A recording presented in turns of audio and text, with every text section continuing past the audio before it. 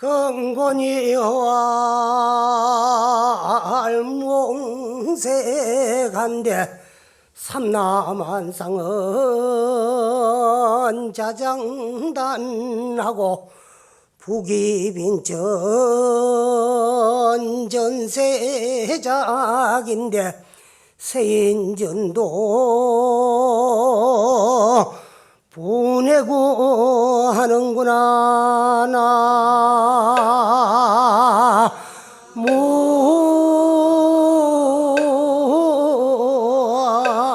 무아이니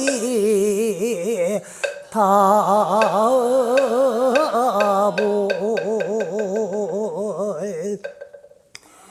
근곤이 허활하야 무옹색한데 그는 하늘이고 고는 땅이에요. 천지가 하늘과 땅이 허활해서 넓고 넓어서 무옹색한데 조금 더 비좁고 옹색함이 없는데 삼라만상이 자장단이야. 만상삼라 지 스스로가 긴 놈은 길고 짧은 놈은 짧고 굵은 놈은 굵고 모난 놈은 모나고 지 업에 따라서라. 굵을 때가 없어서 못 굵고 클 때가 없어서 못 크는 게 아니고 스스로 업에 따라서 굵은 놈은 굵고 짧은 놈은 짧고 긴 놈은 길고 둥근 놈은 둥그고 가는 놈은 가늘더라. 그게야. 그와 같이 부기 빈천은 전세작인데 우리 인생이 살아나가는 데 있어 가지고 부하고 기하고 빈하고 천한 것은 다 전세작이야. 누가 주어서 받는 것이 아니고 다 과거 전생에 내가 지어와가지고 내가 받는 내 인생입니다.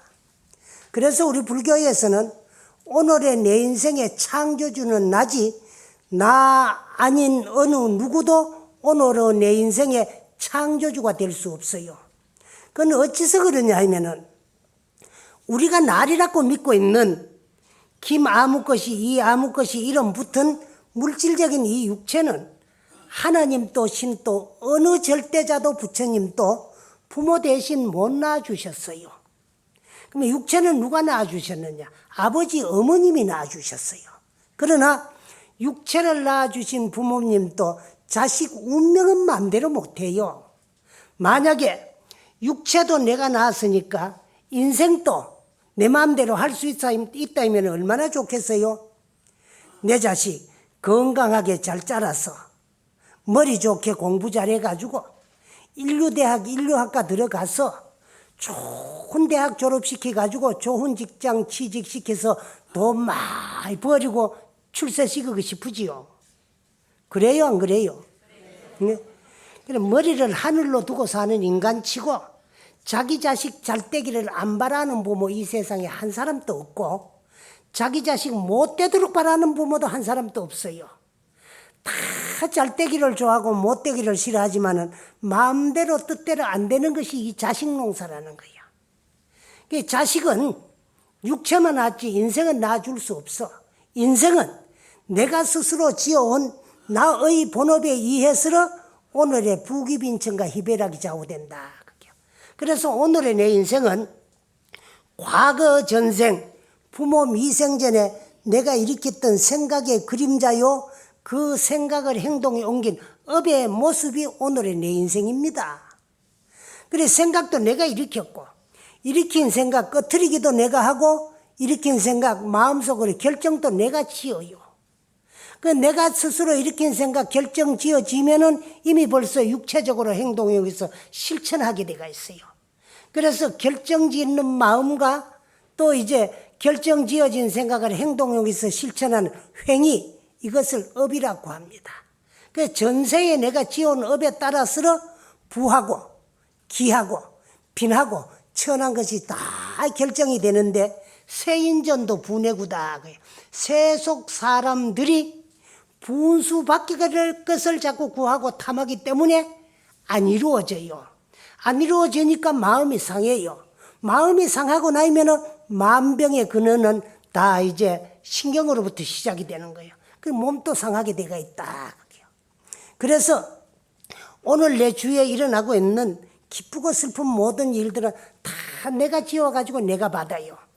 그래서 우리 서가모니 부처님께서는 삼계의 대도사야. 욕계, 색계, 무색계 3계 가운데 대도사이시고 사생의 자부이시여 테란스파 사생 일체 모든 중생들 생명 있는 것들의 사랑하는 어버이신 분이 우리 부처님이야.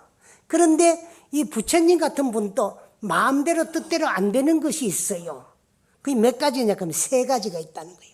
부처님도 어찌할 수 없는 3가지가 있는데 그걸 삼불능이다 그래요.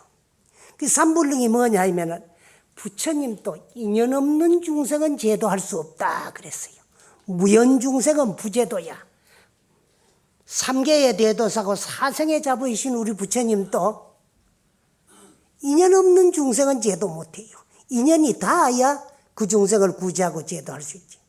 2번째는 정해진 업은 면해주기가 어려워요. 그래서 정업은 난면이다 그래요. 그 상대에 정해진 중생들의 업만 면해주기 어려운 것이 아니고 부처님 같은 분들도 자기가 지어오는 업은 당신 스스로가 받아야 되는 거예요. 그 지어온 업을 받지 아니하려면은 그만큼 열심히 공부하고 수행하고 정진해가지고 그 업을 녹일 수 있을 만큼 정진력이 있어야 되는 거예요. 그 다음에 부처님도 법계의 일체 중생을 다 제도할 수는 없어요. 그래서 여기 부처님도 어찌할 수 없는 3가지가 이제 있는데 이걸 삼불능이다. 그런데 삼불능 가운데 정업은 난면이다는 게 있어요. 정해진 업은 면하기가 어렵고 면해주기도 어렵다는 거예요. 그래서 부처님께서 저 인도 마갈타국 영축산에 계실 적에 남도 아닌 사촌 동생인 제바달다가 부처님을 따라 출가를 해가지고 부처님이 제자가 됐는데도 하라는 공부 수행은 안 하고 열심히 수행하고 정진해가 깨달음을 얻어가 부처님이 될라고는 생각하지 않냐고 부처님이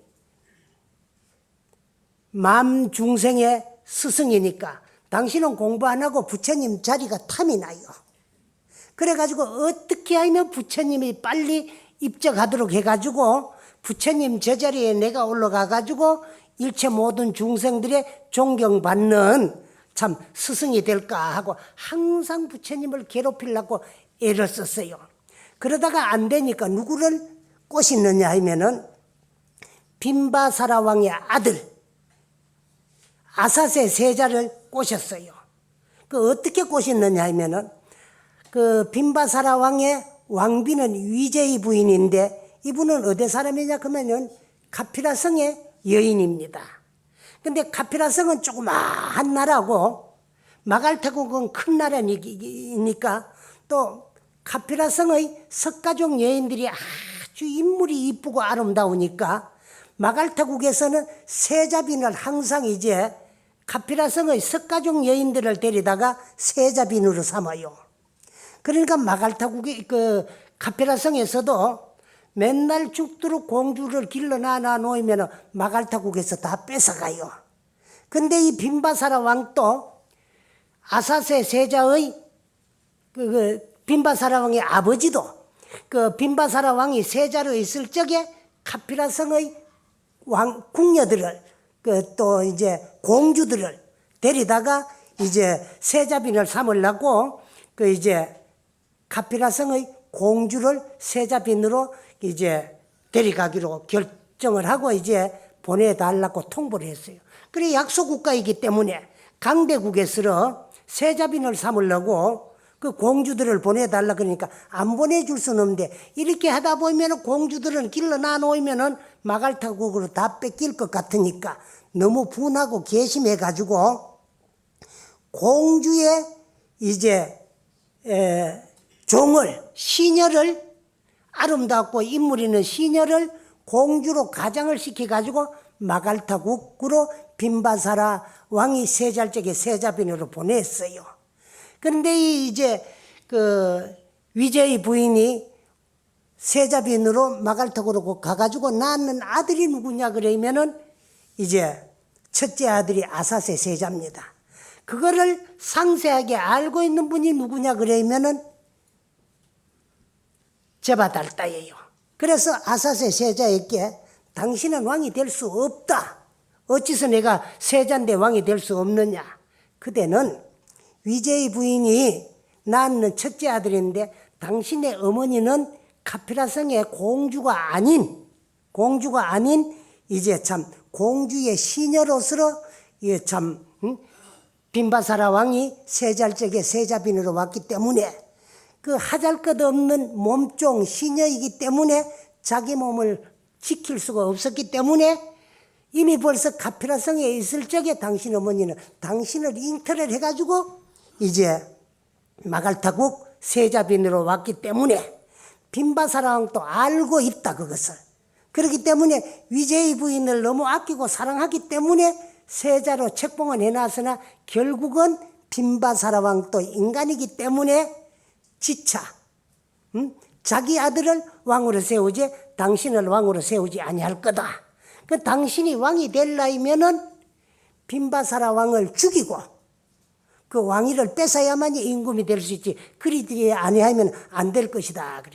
그래가지고 이 아사세 왕이 아버지인 부왕 빈바사라 왕을 옥에다가 가두었어요. 가두고 당신이 임금의 자리에 올라갔어요. 그래가지고는 물 한 모금도 안 주고 굶어 죽겠고 아무도 면회도 허용이 안 됩니다. 그리고 오직 면회는 당신 어머니인 위제의 부인만 이제 면회를 허용을 했는데 그 이제의 부인이 몸에다가 꿀을 발라가지고 양식이 될 수 있는 곡식가루를 몸에 뭉쳐가가지고 이제 참 자꾸 미기고 그러니까 이제 죽질 안 하고 연명을 하는 거예요. 근데 아사세 왕은 이제 왕이 돼가지고는 불안합니다. 내 아버지 빈바사라 왕이 죽었느냐? 안 죽었다. 또 죽었느냐? 안 죽었다. 왜 이만큼 굶었으면 죽을 건데 안 죽었느냐 하니까 그 가운데도 간신히 전 중전이었던 위제의 부인이 몸에 꿀을 발라가 가루 같은 걸 발라가지고 갖다 이제 저걸 하니까 먹이니까 안 죽는다 거기야. 그러면 어머니 갖다 가두고 면회를 못하게 하라 그랬어요. 그래가지고 어머니도 옥에 가다 가지고 죽이려고 하는데 거기에도 충신이 있어가지고 고금 역사를 보건대 아버지를 죽여가지고 임금 자리가 탐이 나가 죽여가지고 왕위를 찬탈한 그런 임금들은 들어 있지만은 어머니를 죽인 임금은 없으니까 최초의 어머님을 죽인 임금이 되지 말라고 간언을 해가지고 옥에 가두고 죽이진 아니했으나 면회는 금했어요. 그러던 중에 그 아사세 왕의 아들인 왕자가 생손을 알았어요. 알아놓으니까 이 생손이 알으면 엄청 아프니까 아기가 엄청 울어요. 우니까 아사세 왕이 몸둘 바를 모르가 안절부절해요. 그때 이제의 부인이 생손 앓는 것도 부전자전인 모양이라고. 그게 무슨 말씀이냐 하니까 지금 왕도 저 어린 세자와 같이 어린 시절에 생손을 알아가지고 그렇게 울고 있을 적에 빈바사라 왕은 그 아들 생손 앓는 것이 너무 안타까워가지고 손이 이제 공기 가지고 있으니까 그 농을 빨리 나숙해 해가지고 입으로 빨아가지고 내 아들 왕자를 아프게 한 농이라고 저걸 했다 그게야. 먹었다 그게야. 그러니까 지금 왕자가 안타깝거든요. 손가락을 빨아가지고 그 농을 먹으라 그랬어요. 그러니까 주저주저해요 임금이. 그리고 그 더럽는 약고. 빈바사라 왕은 그거 더럽다고 생각 안 하고 아들 아프게 한 그 농을 당신이 빨아가지고 생겼다. 그럼 빈바사라 왕이 나의 아버지가 맞느냐? 당신 아버지지 누구의 아버지냐? 그래. 그래서 그 제바달다가 여차지차 해가지고 나는 내 아버지 아니라서 내게 왕위를 안 줄 줄 알고 미리 아버지를 옥에 가두고 왕위를 뺏었다 거기야.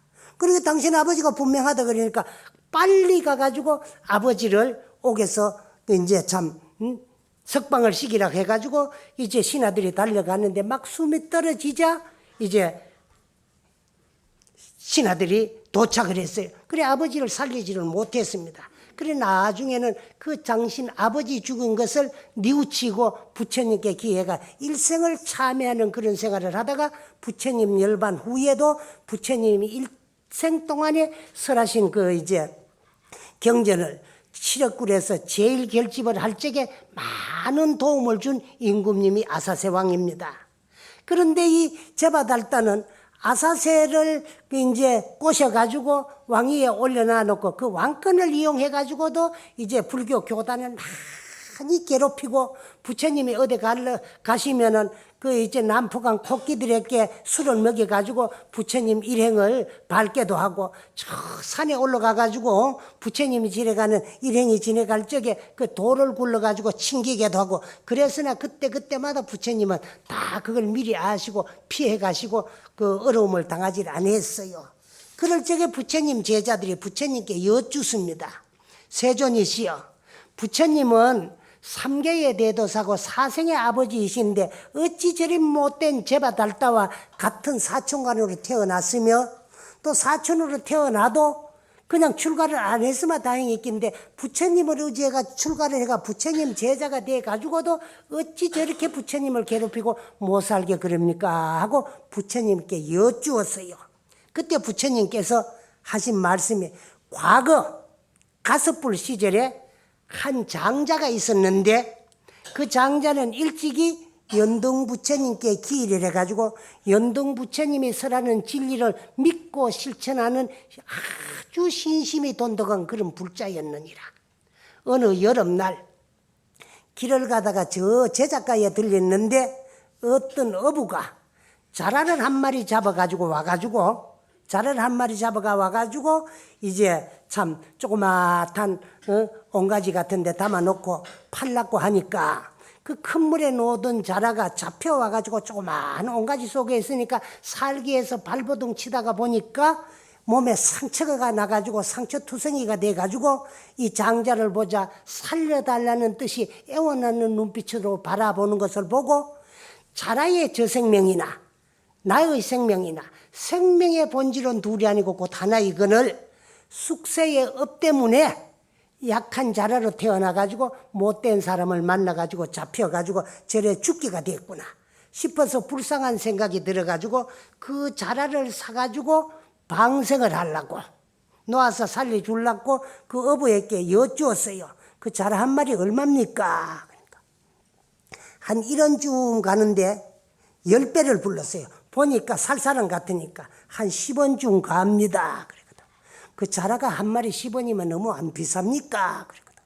비싼 놈의 떡은 안 사 먹으면 되지 사도 안 할 사람이 왜 말이 그리 많소? 나도 두 판이요. 팔리면은 뭐 고가 받고 팔아가 돈 쓰고, 안 팔리면 집에 가가지고 푹 꽈가지고 자라탕이나 해 먹으려 그래요. 그래 꽈가지고 자라탕 해먹는다는 말에 불쌍한 생각이 들어가지고 한 1원짜리 자라를 10원쯤 주고 샀어요. 사가지고 집에 가지고 가가지고 좀 넓은 그릇에 담아 놔놓고 상처를 약을 발라가 나사가지고 그래 저 넓은 강에 가가지고 방생을 하면서 어찌다가 조심 없이 얕은 들어와가지고 못된 사냥 어부에게 잡혀가지고 이렇게 괴로움과 고통을 당했느냐. 내가 놓아줄 재미니까 다시는 물 같은 곳으로 나오지 말고 저 깊은 데서 명대로 살다가 업장이 소멸되거들랑 죽어서 이고등락 해가지고 다시는 이런 나쁜 몸을 받지 말고 놔줬어요. 그러고부터 이제 며칠이 지나가는 어느 달 밝은 보름날 저녁이야. 밤이 깊어가지고 잠을 자려고 옷을 벗고 잠자리에 들었는데 바깥에서 누가 부릅니다. 주인, 주인장 계시오, 주인 하고 불러요. 그래서 이제 벗었던 옷을 다시 주워 입고 삽작으로 나가보니까 웬 늙은이가 한 분 찾아왔는데 아주 몰골은 홍한백발로 현하게 잘 늙었어요. 그런데 생전 처음 보는 생면부지 처음 보는 늙은이야. 그래서 나는 어르신네를 잘 모르겠는데 어르신네 나를 어찌하고 여기까지 찾아왔습니까? 아, 나도 그대와 초면이라서 잘 모를 거요. 나는 인간 세상 사람이 아니고 저 물속에 사는 어루들을 간장하는 용왕인데 며칠 전에 내 건속 자라 한 마리가 물 얕은 곳으로 조심 없이 나갔다가 어부에게 잡혀가 죽게 된 것을 당신이 고가를 주고 사가지고 몸에 상처를 치료해가지고 이제 물에 놔 주었기 때문에 그 생명의 은혜에 보답하기 위해서 오늘 내가 그대를 찾아왔어. 그러니까 우리는 이제 물에 살기 때문에 언제 물이 붓고 적어지는 걸 알고 생활을 하는데 아마 보니까 며칠 있으면은 이 나라에 큰 태풍이 홍수를 몰고 와가지고 큰 홍수가 질 거요.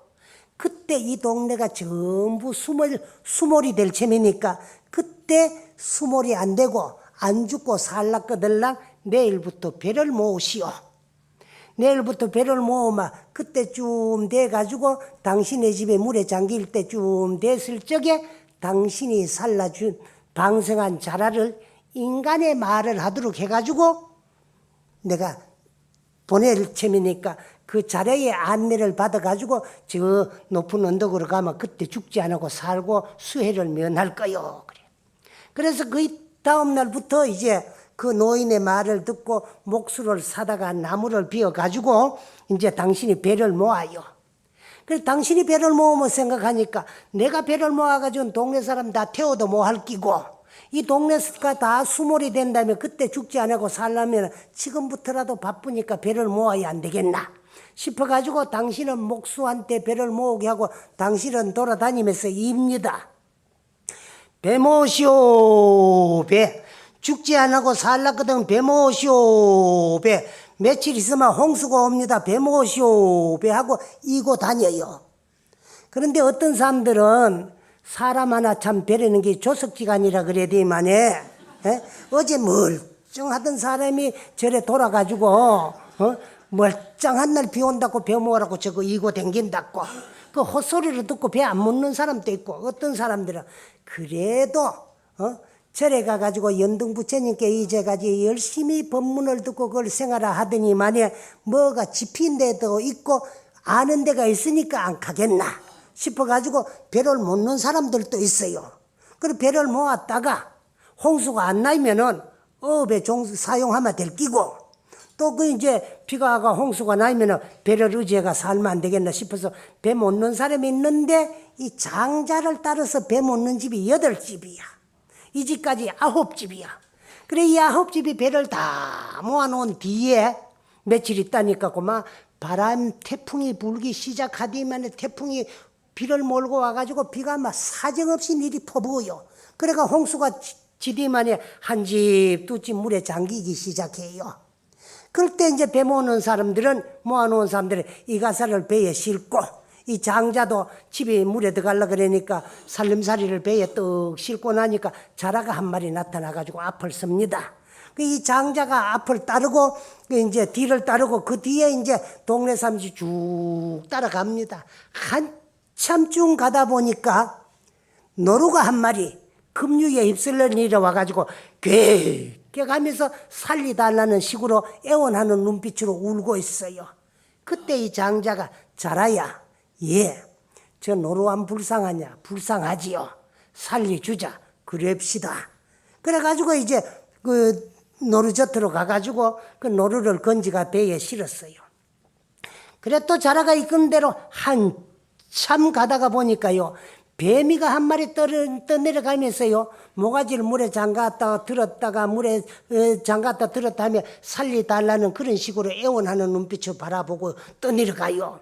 그래서 이 장자가 자라야 예, 저 뱀이 안 불쌍하냐?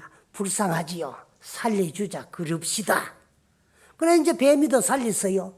또 한참 가다가 보니 떠내려가는 지붕 위에 사람이 하나 올라앉아가지고 곧 붕괴가 되려고 하는 데서 사람 살려 하고 애원을 하고 고함을 지르거든. 그래 자라야 예, 저 사람 안 불쌍하냐? 불쌍하지요. 살려주자. 안 됩니다. 왜 안 돼? 너 같은 민물 짐승들은 살려주자 그러니까 다 살려주고 나 같은 인간은 살려주자 그러는데 왜 안 살려주려고 하느냐? 예, 짐승은 살려주면 생명의 은혜에 보답할 줄 알지만은 인간은 살려주면 악문하고 달가듭니다. 물에 빠진 놈 건지나 놓으면 내보따리 내놓으라는 식으로. 그런데 살려줘서는 은혜를 모르는 게 인간이기 때문에 안 됩니다. 은혜를 모르기나 당하기나 간에 당해도 내가 당할 체면이니까 죽는 사람을 보고 어찌 안 건지 줄 수 있느냐. 건지 주자. 그래요? 그러면 그럽시다. 후회는 하지 마십시오. 후회를 해도 내가 할 체면이니까 살리자. 이렇게 해가지고 이제 사람도 건지주고 살렸어요. 그래 해가지고 자라가 이제 안내하는 두로 저 높은 언덕에 가니까 자라는 곳만 물속으로 들어가요. 그리고 뱀이 낳아주니까 숲속으로 가고 노루는 낳아주니까 저 산속으로 갔어요. 그런 다음에 이제 이 양반들이 언덕 높은 곳에 이제 배를 대고 세터전을 마련해가지고 움막을 치고 사는데 그 떠내려 가는 사람은 건지 나왔으니까 수해를 당했으니까 오도갈 데가 없으니까 할 수 없이 이 집에서 식객 노릇을 하는 거야. 그래서 먹을 것도 아쉽는데 이제 식구 하나 더 보태가 그래 생활합니다. 그럭저럭 며칠이 지나간 어느 또 달 밝은 보름날 저녁이야. 삽질거리에 와가지고 노루가 깨끗하고 울어요. 나가보니까 떠내려가는 거를 살려준 그 노루야. 야 이놈아, 죽는 걸 살려자도 고맙더라도 산속에 살 일이지. 인가에 이래 내려오면 이 동네에 사는 9집이 다 수해를 당해가지고 먹을 게 없고 어렵는데 남의 눈에 띄면 잘랐고 여기 왔느냐. 산으로 가거라. 그래 노루가 못 가겠다고 머리를 덜렁덜렁 흔들어. 그래 오기는 여기까지 왔으나 인간이 들어와가 못 가겠느냐. 그 내가 발해줄 체미니까 가자. 그래가지고 저 인적이 두 분 산 밑에 가가지고 이만하마 됐으니까 산속으로 들어가거라. 그러니까 노루가 못 가겠다 그래. 그럼 우야란 말이로 그래. 따라오라 그게야. 그래 한참 자꾸 가라 걔도 안 가고 따라오라 그래가지고 노루 뒤를 따라가다 보니까 저 높은 산 중턱쯤 갔을 적에 큰 바위 밑에 굴이 하나 있는데 그리 쑥 들어가디면 들어오라 그러는 거야. 그 따라 들어갔어요. 들어가니까 발로 쿵쿵 굴리면 파라 그기야. 그래 노루가 시기는 대로 해보니까 거기가 뭐 군소리가 나고 쿵쿵거려요. 그래 파보니까 그 속에 단지가 하나 나와요. 그래 단지를 버쩍 드러내놓고 뚜껑을 열어보니까 정퍼쩍 빛나는 황금이 한 단지 가득 들어있어요. 응? 그래가지고 이제 참 그 황금 단지를 들여다보니까 편지가 하나 들었는데 그 편지를 읽어보니까 이 황금은 임자가 없는 황금 땅 항아리야. 왜? 이 산하촌에 사는 큰 부자가 자식이 없으니까 일생 동안에 버려놓은 재산이 국고로 기속되는 게 너무너무 억울하고 아까우니까 재산을 팔아가 황금으로 바꿔가지고 한 단지 여놔놓고는 어리석은 사람이 내가 금생에는 재산을 모아가지고 이래 써보도 뭐하고 죽지만 다시 인간에 태어난다면 이곳에 내가 와가 찾았으리라는 그런 편지를 써놓고 묻어놓고 죽은 거야. 그래 죽은 사람 물거니까 임자가 없는 거야. 그러면 가도 되겠다. 가지고 가도 되겠다고 생각하고 짊어지고 오다가 집에 다 와가 삽작에서 이제 물에 빠진 놈 살려준 놈을 만났어요. 그래 주인들은 그 짊어진 게 뭡니까? 황금 항아리지. 어디가 나무 집을 털었습니까? 나무 밀을 도구를 했습니까? 묘를 도구를 했나? 그 어디서 나왔습니까? 나는 나무 묘를 도구를 할 수 있는 그런 인재도 못 되고 나무 집을 털 수 있는 그런 도적도 아니다. 그럼 그 어디서 나왔습니까? 그 노루가 하도 울어싸가 나와보니까 자꾸 따라오라 그래가 따라가다가 보니까 저 산속 굴에 들어오라 걔가 들어가니까 파랗게가 파니까 거기서 나온 거다. 그런 입에 춤도 안 바른 새빨간 거짓말 하지 말고 그 나 반만 농가준다면 내가 고발 안 하지만 그래 안 하면 내가 고발할 거요. 네가 아무리 고발을 한다 하더라도 나는 잘못한 것이 없기 때문에 요걸 열목으로 똑같이 농가 가지고 여기 이제 나 따라서를 배모아 가지고 살러 온 이주해온 8집하고 나까지 9집하고 너까지 열목으로 갈라줄 테면 10분의 1만 네가 하거라. 그러니까 그 반 안 주는데 괘씸하게 생각해가 가네가가 밀고를 했어요. 우리 집 주인놈이 수해를 당하고 먹고 살기가 어려우니까 어디 가가지고 나무 묘를 도구를 했는지 어느 집 창고를 떨었는지 황금 항아리를 가지고 와가지고 동네가 농가가 잘 먹고 잘 산다. 그러니까 밀고자의 말만 듣고 그만 그 사람을 체포해 갔어요.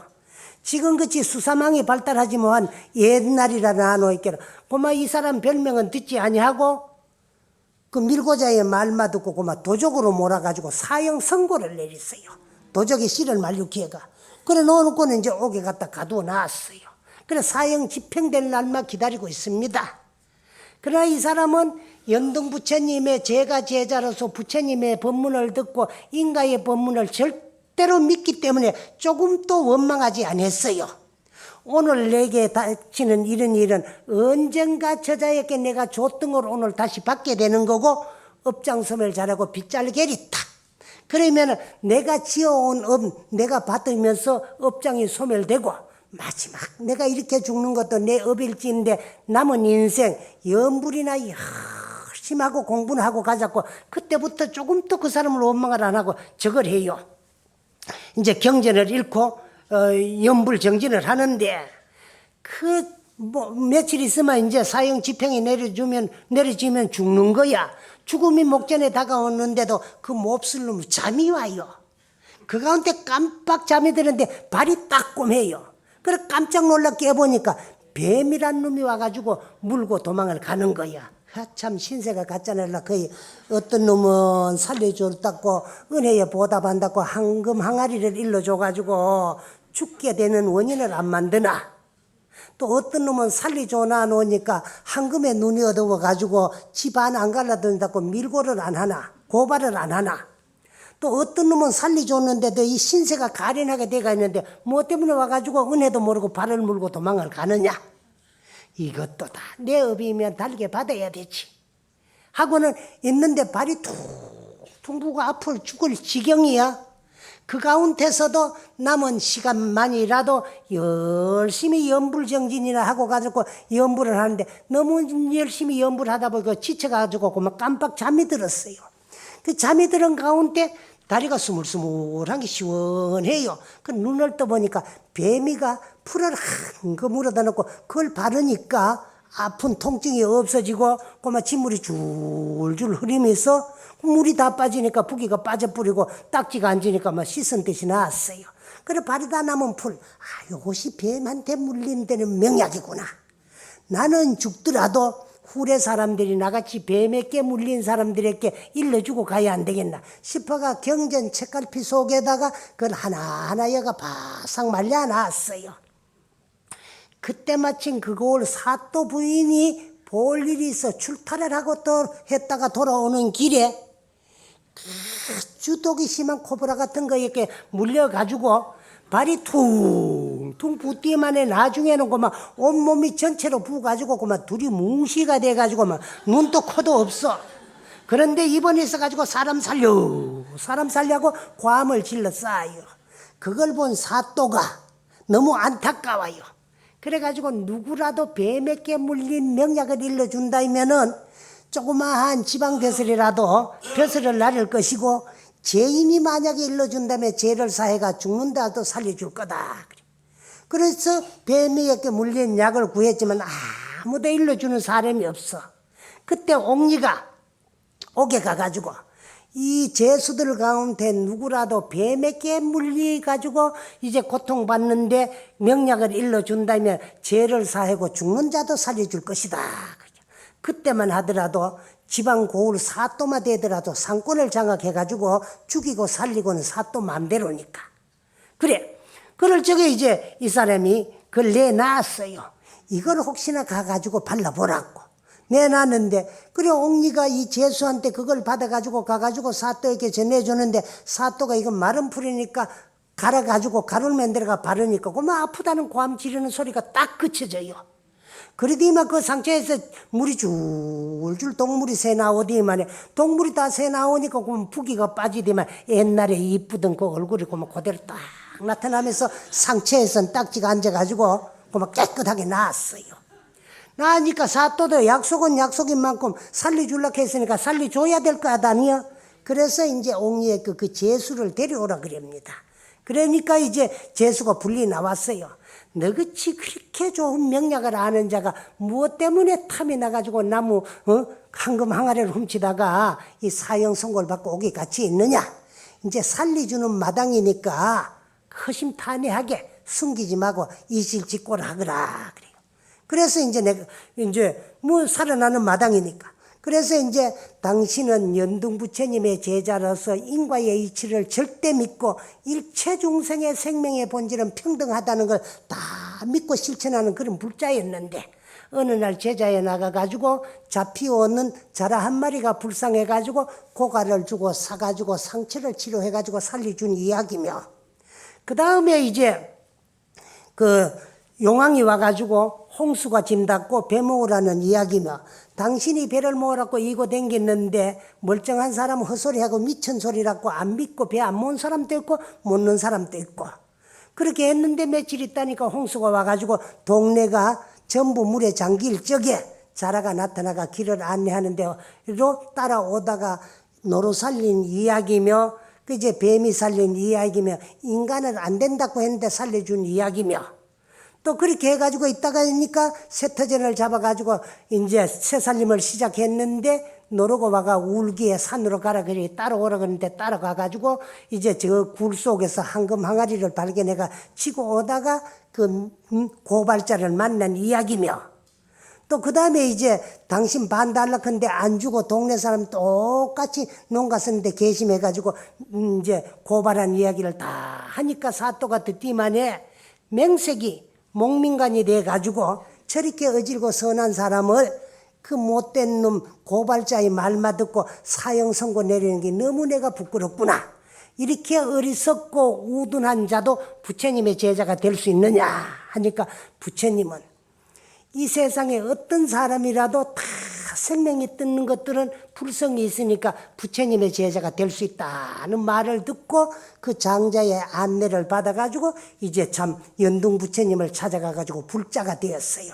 그래 열심히 수행을 했는데 그때의 장자는 오늘날 석가고 그때의 자라는 아란존자고 그때의 이제 참 노루는 이제 사리불 존자고 그때의 뱀은 목걸련 존자고 그때의 물에 빠졌던 사람은 오늘의 저 제바달다이니라.